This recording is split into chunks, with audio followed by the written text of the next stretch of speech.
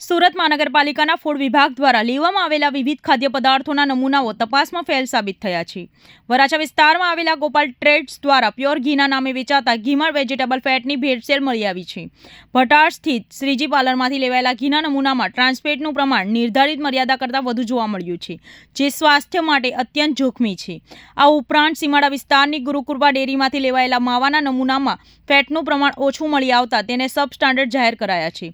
સતત આવતા નકારાત્મક રિપોર્ટને પગલે સ્થાયી સમિતિએ હવેથી વર્ષના 365 દિવસ સઘન તપાસ કરવાના આદેશ આપ્યા છે.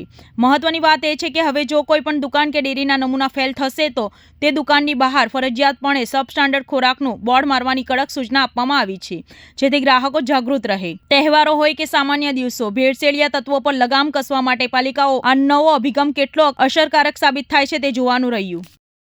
હું B R. Brahmbhatt, food safety officer, Surat મહાનગરપાલિકા. Deputy commissioner health and hospital સાહેબ અને આરોગ્ય અધિકારી સાહેબની સીધી સૂચના અને માર્ગદર્શન હેઠળ સુરત મહાનગરપાલિકાના ફૂડ વિભાગ દ્વારા સુરત શહેરમાં અલગ અલગ વેપાર કરતી સંસ્થાઓમાંથી નમૂનાઓ લઈ અને પૃથ્થકરણ અર્થે લેબોરેટરી મોકલી આપવામાં આવે છે. હાલમાં તે પૈકી 3 નમૂનાઓ સબસ્ટાન્ડર્ડ અને અનસેફ જાહેર થયેલ છે. કઈ રીતની હવે કાર્યવાહી કરવામાં આવશે? તેમની વિરુદ્ધ ફૂડ સેફ્ટી સ્ટાન્ડર્ડ પ્રમાણે આગળની કાયદામાં જે જોગવાઈઓ છે તે મુજબ કાર્યવાહી કરવામાં આવશે.